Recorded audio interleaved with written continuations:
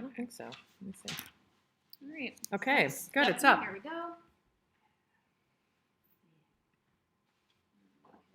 Okay. Hello. My name is Mel Robbins. Welcome to Mindset Reset Day 3.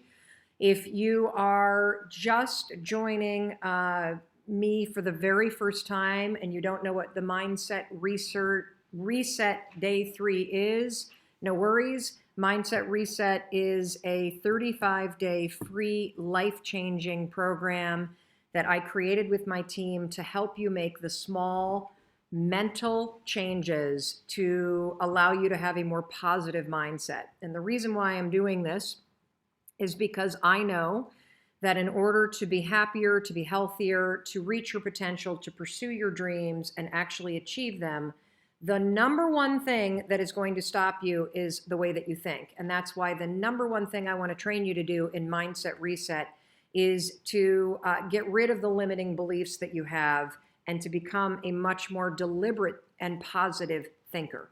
Because if you can change how you think, you will, in fact, change your life. You are not too late to join the party.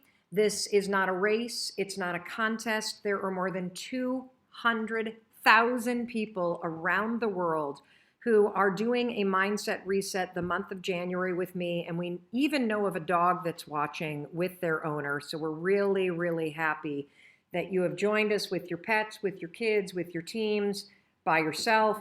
It's so inspiring. And if you just keep on posting photos of yourself doing mindset reset, doing some of the exercises that we talk about, we will continue to cheer for you, and we will also get you featured on our story. So keep checking back on the story, because all day long we're posting photos of people and their pets and their children and their teams from around the world and cheering you on. So welcome to Mindset Reset. And if you do, in fact, want to jump into the group, it's very simple. Just go to melrobbins.com/mindset reset. Now, let's get on to day 3 of the live trainings.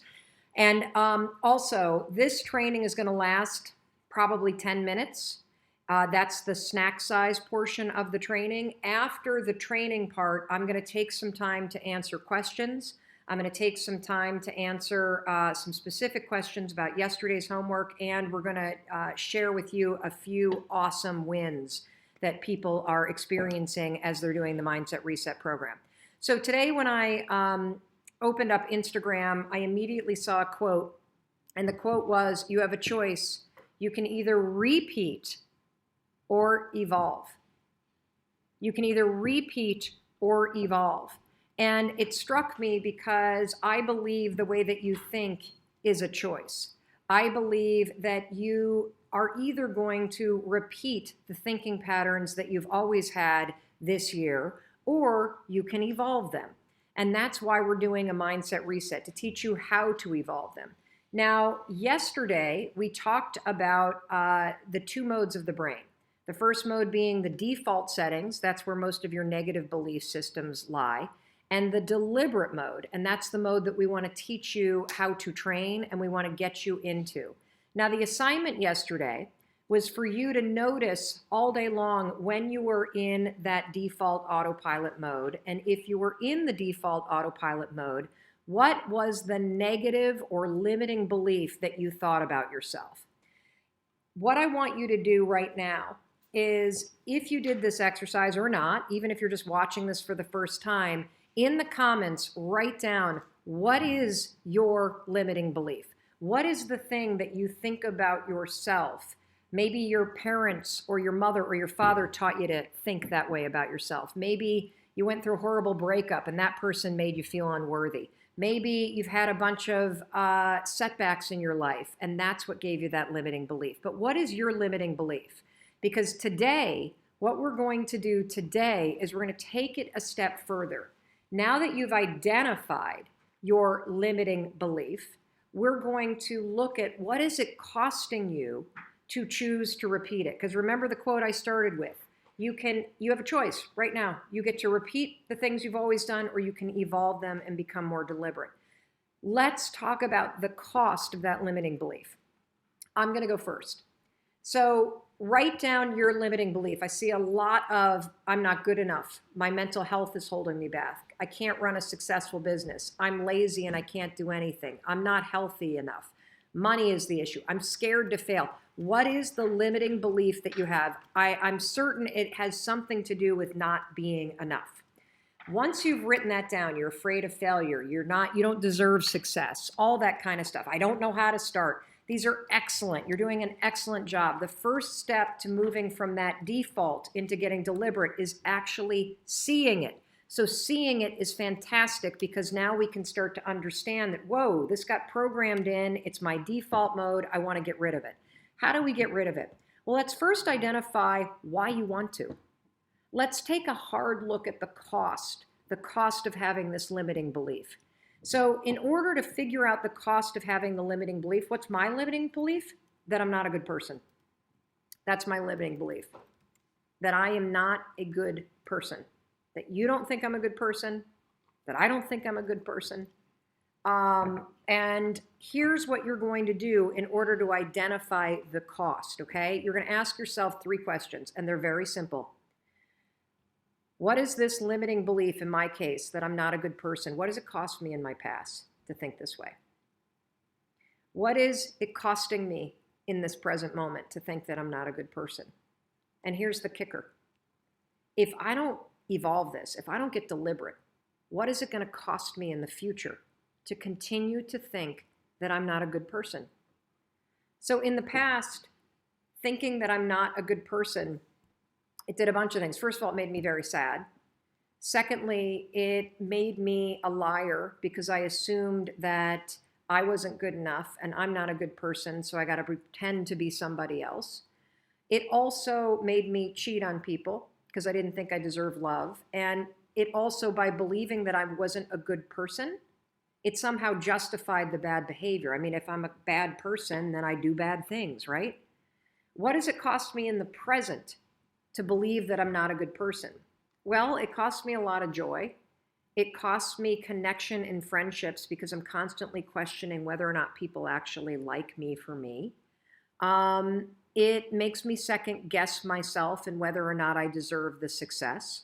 And what does it cost me in the future? It's going to cost me everything.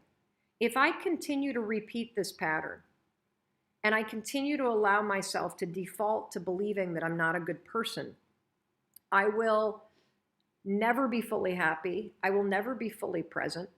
I probably will not be successful when we launch this new daytime talk show in the fall.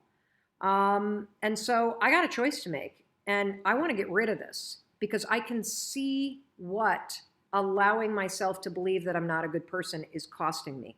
This exercise of identifying your limiting belief and then seeing what it's cost you in your past, your present, and your future is so important for you to do that I want to give you another example. So to really, really drive it home, okay?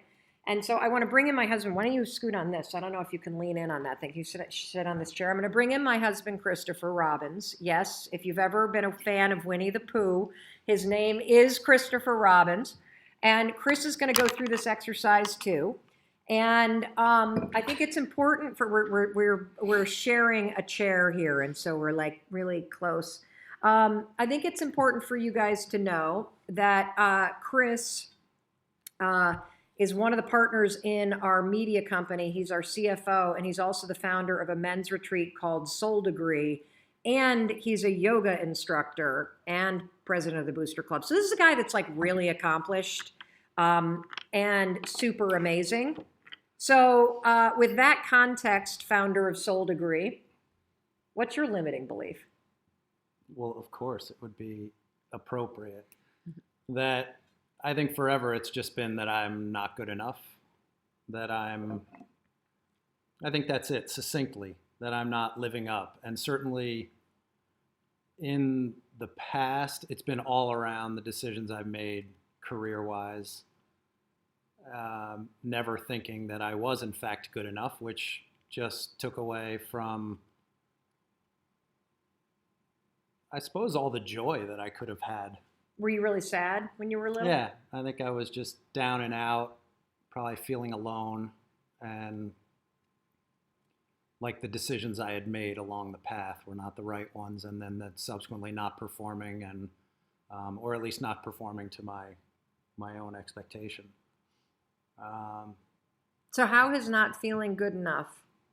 I can see how it would make you feel sad, especially, there's so much pressure on men to succeed, feeling like you weren't good enough in your career, blah, blah, blah.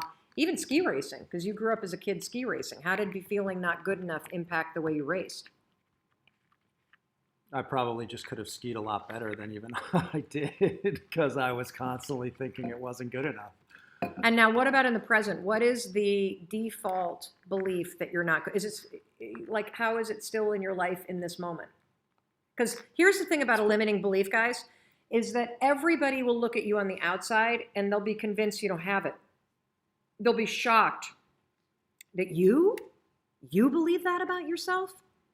And that's why it's important for you to be honest with yourself about what your limiting belief is, because it's something you are doing to yourself. So what is the belief that you're not good enough? How is that impacting your life right now, Chris? Probably has everything to do with just being the point parent. As much as I love being the point parent and having the time with the kids that I have, given your own schedule. Let me explain what that means. So Chris and I Chris and I, because of the amount of work that I use, Chris is the one that is home more often. He's the one that is really in charge of what's going on with the kids. He has been home for these last 3 to 4 years, playing a huge role in the back end of our company. But the primary role is the parent. And traditionally, at least in the United States, it's the woman that does that. And so it's been, I think, a very fulfilling yet confronting thing for Chris to be playing that role in, am I saying this correctly? Totally. Just to bring everybody up to speed? Just embracing the idea that me being the one at home handling the lion's share of the things at home are, of course, consistent with my negative belief that that's not good enough, that's not being supportive enough. Is it also with success? Like that's not enough in terms of your own career, even though you founded a men's retreat? Well, seriously. You mean? Well, you run Soul Degree, you run the Booster Club for the high school, you teach yoga classes, you are a CFO, and it's still not enough. And here's the thing that's so interesting, everybody. I'm going to ask Chris a question he doesn't know I'm going to ask him. If you could go back and do something different these last 3 or 4 years and actually go and work and build a business that's solely your own and not be around, and I mean, would you trade the years that you've had with our kids, the last 3 years, or for something else? No, definitely not. Well, see, then that's the thing that's crazy. Is here you're sitting here torturing yourself saying, you're not good enough, you're not good enough, it's not enough, it's not enough. But given the option, if we could wave a magic wand and change everything, and the circumstances would be different, but you had to trade the time that you had with our kids, would you do it? The answer is no.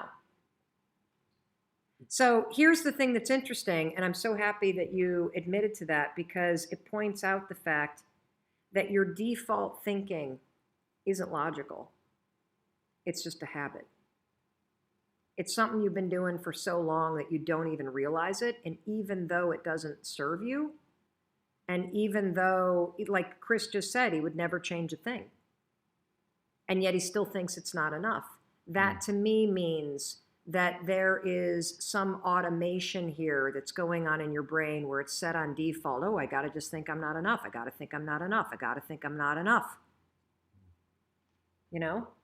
Well, here's the bigger question. If you allow this default mode to stay programmed in your brain, how is that going to impact your future? Particularly if you think about things like your aspirations for Soul Degree, the men's retreat that you run.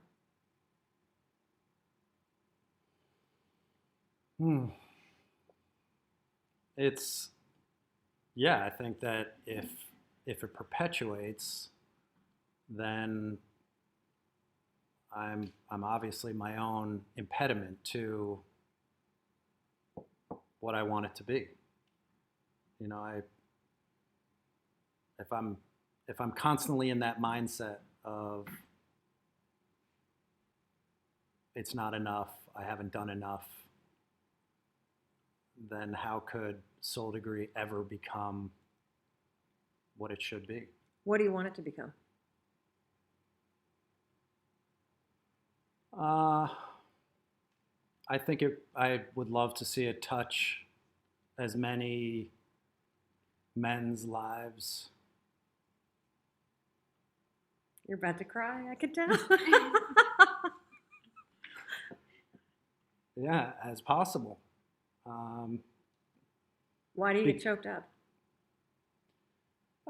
Just because I know the impact. I've experienced the positive impact that it can have, and I don't. It's limitless, I think, in the difference that it could make, regardless even of your age. So it's. Do you see how your limiting belief, the default thinking that you're not enough, will prevent you from? Oh, totally. How does it stop you when you think you're not enough? How does it stop you? Like, what are the things that you do when you start getting in that mindset? Well, it's probably things that you don't do, right? Because if you're not going to be good enough, well, why go do that thing? Whether it's write more or, sort of test the elasticity of what Soul Degree could be also. I mean, it's in a state where there's still so much that we could do to enhance the experience, have it reach more people, which starts with my own. Again, I think part of the limitation is that I've always argued, hey, I'm a shitty marketer. I'm not good at putting the word out, if you will. And even this conversation, talking about something like Soul Degree is. How many of you can relate to this? I could be a lot better at that. You're just stopping yourself, not all the time because of your limiting belief. Like you go to write a blog post about the thing that fills your heart, and you're like, ooh, should I really put this out there? That's your limiting belief. That's your default setting. And you're dead right, Chris, and it's the same thing for me. And the same thing for Mandy. What was yours? I'll never get there. I'll never get there. I love that one. I'll never get there. Yeah. Because you can feel like just the no matter how hard I try, it's never going to be enough. I'm never going to get there. It's never going to happen. And how that sets you up to just race and race and race and race. And Danielle, what's yours? That I'm not smart enough. I'm not smart enough. Yeah, I'm not smart enough to do this. And so if your belief, the default that got programmed a long time ago is I'm not smart enough, then you'll tell yourself, I'm not smart enough to write this blog post. I'm not smart enough to figure this out. I'm not smart enough to build that kind of business. And I'm smart enough to attract the kind of person that I want. And the thing that's scary about default settings, everybody, is that not only are they automated in the default network in your brain, but they're a protection mechanism.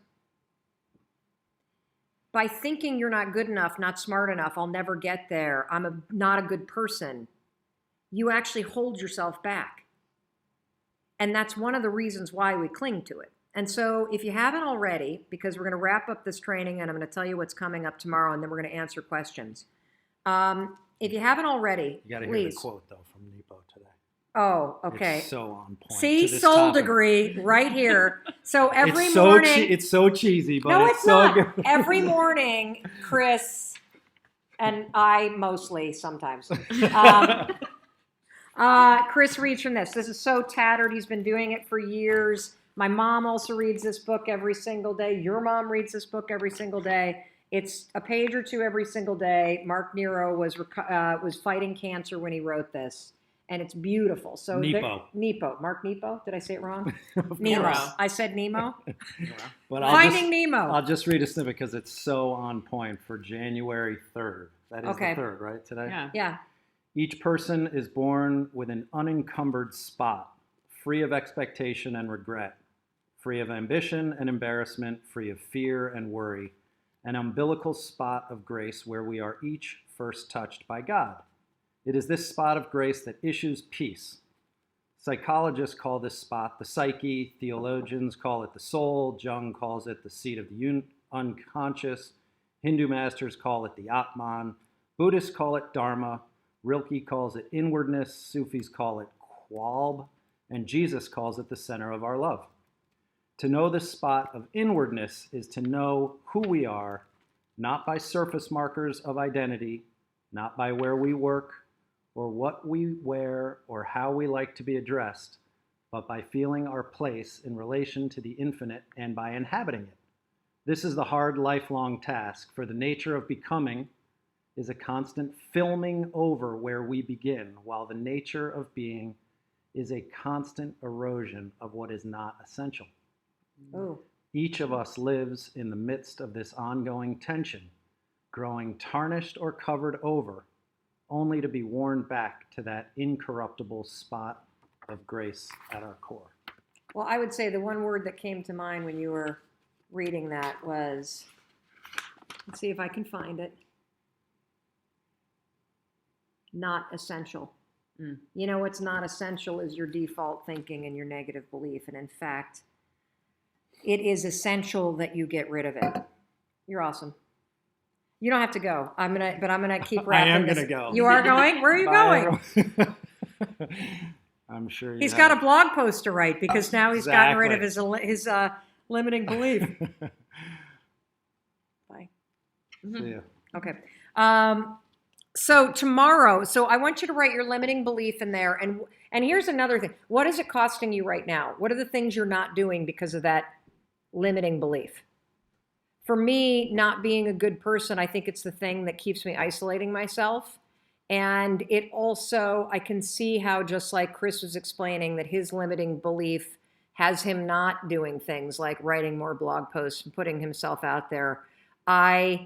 Even though I'm out there, there's, I think, a level to which I'm not because of this belief that I'm not a good person. So I want you to write in the comments what's your limiting belief and what's it costing you right now. What are you not doing because of it? And I want to come back to the opening quote. You have a choice. You're either going to repeat what you're doing or you're going to evolve it. And when you ask yourself these three questions, what is my limiting belief cost me in the past? What's it costing me right now? And what is it going to cost me if I continue to choose to do it? If I continue to choose to be on default? Hopefully getting in touch with that will help you, give you, motivate you, push you to choose to be deliberate in what you're thinking next. Because tomorrow what we're going to be talking about is how do you create a deliberate belief, one that you don't believe yet. We're going to teach you how to think this, not that. Because it's essential that you have something to go to for when you catch yourself going to that default. So trust me when I tell you, tomorrow we are going to take you from the, oh my God, I need to stop doing this, and into the mode of, okay, I got this. I can think this, not that. What I want to do now, so that's kind of the end of the training. What I want to do now is I want to spend a little bit extra time out of service to answer some questions and to acknowledge a few of you. And so if you were just here for the snack size training, we'll see you tomorrow. The email is going to go out with this link. We are also going to link to the training about visualization because we have gotten a load of questions about visualization. The first question that we've gotten, Lisa Ashley wrote, Mel, what if you don't realize your mindset is negative until you feel physical symptoms of stress, tight muscles, shortness of breath? I'd like to be more aware of the triggers and be able to get out of autopilot and make that change. This is so awesome. Okay, so Lisa, you're ahead of the curve. And the reason why I say ahead of the curve is because most of us don't realize that fear and negativity, it actually begins in your body. And it's really interesting that you raise this question because we did this project with Audible that's coming out in February called Take Control of Your Life. The entire thesis of it is that fear is in your body. And if you learn to read the body signals, you can cut off fear and negative thinking before it even reaches up here. Because your body remembers trauma, your body remembers negative situations, and so your body is trying to signal you that something's up. So one of the things for you, and we're going to get to this later in the program, is for those of you that are asking about, are we going to talk about anxiety? Are we going to talk about triggers? Are we going to talk about PTSD? The answer is yes, yes, yes, yes, yes, yes, yes.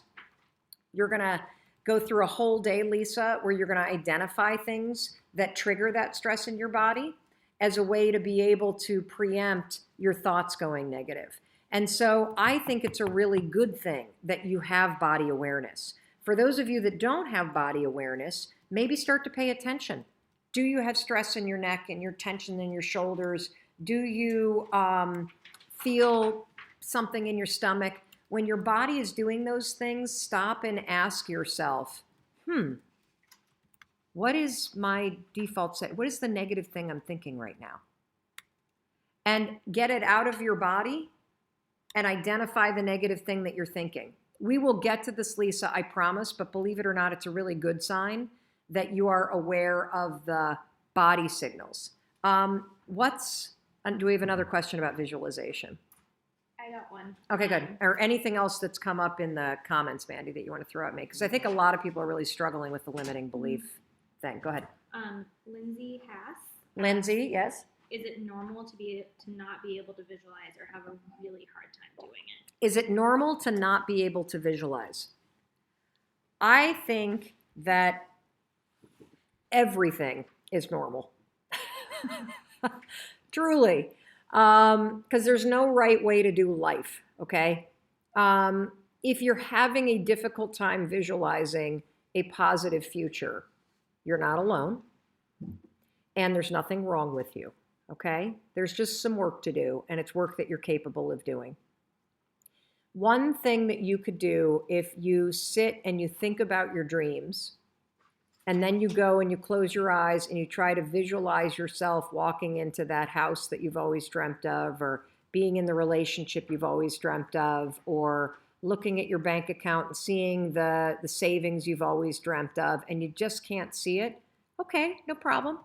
You've got some default settings that have really settled in. We can still reprogram and reset your mindset, okay? We can still teach you to be deliberate. It's going to take time, just like everything, but we're going to do it in micro steps. One thing that we could try is, let's try the power of objectivity, Lindsay.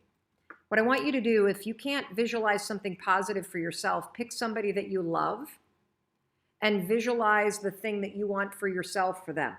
So visualize your mom in that scenario. Visualize your friend in that scenario. Visualize one of your kids in that scenario. Visualize me in that scenario. And so when you see me walking into your dream house, or walking into that job and quitting it, and walking into that new yoga space because you're building your own studio, and you visualize me and you start to feel happy for me, then I want you to visualize me turning and going, Lindsay, you're next. You're doing this too, and you're doing it with me. Use me as the foil to get you to start to train yourself to visualize positive things, and allow me to coach you in your vision and say, you're coming with me. I'm going to be here with you the whole step, okay? Because the power of objectivity works very, very well in lots of other research for decision making, and so I suspect that it will work for visualization too. Mandy, got another one? I'm looking for limiting belief stuff, but it seems that Somebody people just are asked really... me, what if I can't identify a limiting belief? Oh, see, I've got a lot of good ones in here. I haven't. Is that on Instagram? Somebody just asked me, what if I can't identify a limiting belief? Then here's what I would say. Oh, paused. I want to wait to answer this question because I want to make sure that you hear this. What do you do if you cannot identify the limiting belief? Let's go and look at your actions first, okay? So we're going to work backwards from your actions.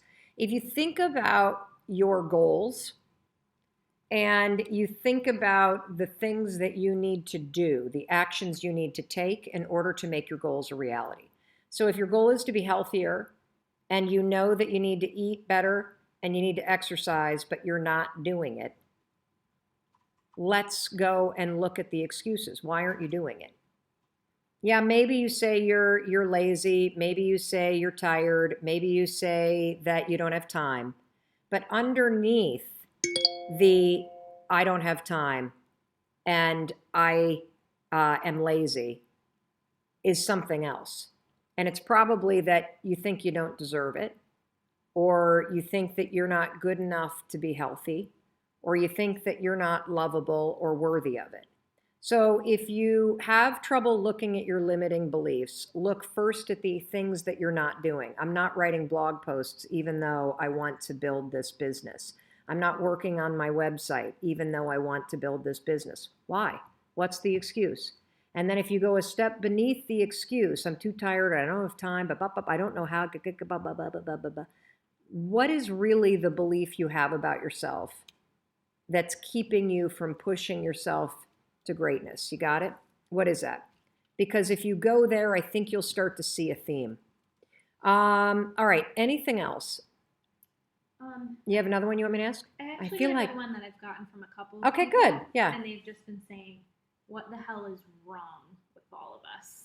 What do you mean, For what the hell's thinking wrong this with way. all of us? For thinking us this way? For thinking these things. What's wrong with all of us? Okay, first of all, there's nothing wrong with you. Here's my theory, okay? Here's my theory as to how it is that we all got stuck with a negative default network in terms of our limiting beliefs. Human beings require other human beings to take care of them in order to survive. You cannot be born, pop out of the womb, and just make it on your own. You need physical contact. You need other human beings to take care of you. We are hardwired from survival to connect and fit in. We are a pack species, no matter how introverted or shy you may be. And I think that biological, evolutionary fact about survival makes us super in tune to what the other human beings, namely our parents, are doing, because we don't ever want to get kicked out of the pack. That would mean we're in trouble from a survival instinct. And so I think as little kids, in order to keep the peace, in order to fit in order to be loved, we basically are constantly assessing what mom or dad are doing. And then we are judging ourselves and coming up with strategies to survive. So you might have had a parent that was emotionally abusive. You might have had a parent that was an alcoholic. You might have had a mom who was awesome but stressed, and you were on edge. And so whenever your mom got upset, you started to think something's wrong with me. Whenever your parents fought, you thought something's wrong with me. Whenever your mom got upset with you, you started to get worried that you were doing something wrong. And so instead of, as a 6-year-old, 5-year-old, you don't have the intellectual capacity at that point to go, wow, mom's stressed out. Must be something at work. We all go, something's wrong with me. And so we start to, not because our parents are doing it intentionally, but based on the fact that we need other human beings to take care of us. We need to be connected to a pack. We need to be connected to somebody, our parents namely. You start to internalize negative messaging as a kid. I'm not worthy. You know, if mom would love me, she'd treat me differently. My dad wouldn't yell at me if I were worthy. If only I did something. If I were different, my parents wouldn't fight. If I were different, my dad would be happy. If I were different, my mom wouldn't be so upset. I think that's where they come from. I really do. Do you have anything to add to that? Nope. Mandy? That's actually scientifically proven. It's scientifically proven? Yeah, human beings have a need to be seen. And We have a need to be seen. It starts at birth because you either are seen or you die. That's true. Because if your parents are not paying attention to you, you will die. You need to be fed. You need to be protected. You need to be clothed. You can't even walk until you're a year old. Mm-hmm. You can't even crawl or scoot until you're 7, 8 months. You are completely, positively exposed and vulnerable. And so I think all of the default mode that you have is either because somebody in your childhood directly said, you suck, I didn't want you, you're not worthy, or you were directly abused, either emotionally, physically, or sexually, and that left you feeling like you're not good enough or not lovable or not worthy or that people are out to get you. Or you were just trying to fit in.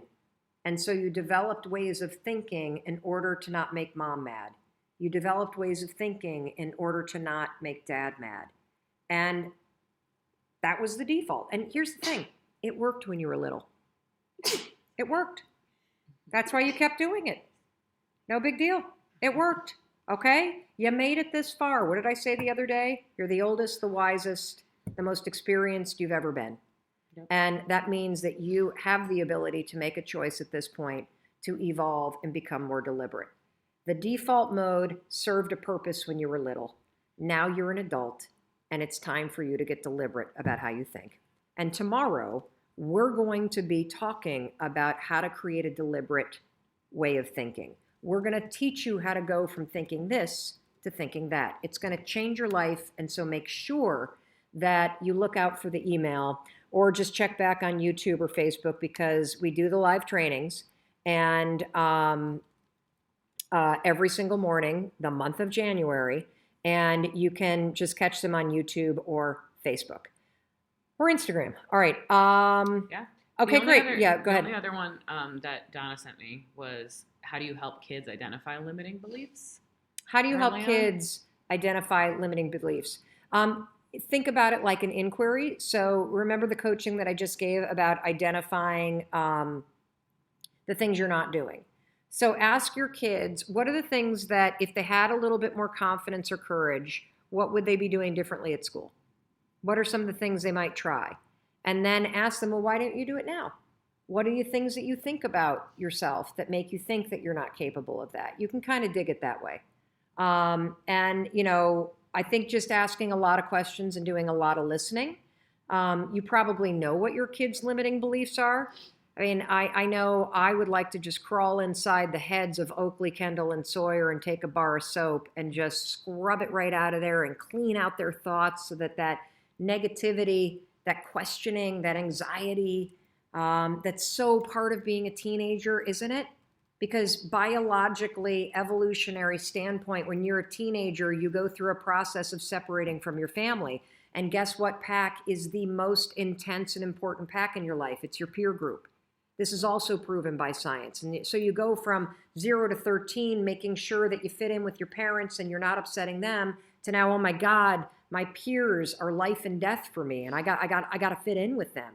And so then you come up with a whole nother default way of thinking in order to survive that. Well, I'm here to tell you, it's time to get deliberate. You're an adult. It's time to take control of how you think. If you're a kid who's watching this, you can get deliberate too.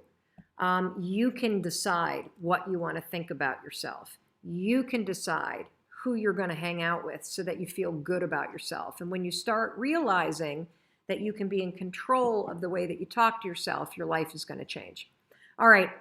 In case nobody else tells you today, let me be the one to tell you that I love you. I believe in your ability to change your life for the better and be a little bit happier, making small decisions every single day. And continue to post your photos with your Mindset Reset guide. Tag us. We'll feature you on our story. We are looking at the comments all day long. My team and I are. If you have questions, please tag us in those questions. Use the hashtag Mindset Reset. And we will see you tomorrow for the training on how you think deliberately and teaching you how to think this, not that. And if you haven't signed up for Mindset Reset, you've just bumped into this video, welcome. This isn't a contest. There's no test at the end. It is for the entire month. It is free live trainings just so that you can learn the incredible life-changing skills of being deliberate about how you think and resetting a default mindset that doesn't serve you anymore. Just go to melrobbins.com/mindset reset. There's no expiration date to signing up, and we'll send you an email with links to all the videos so that it makes it super easy for you. All right, we'll see you later, everybody.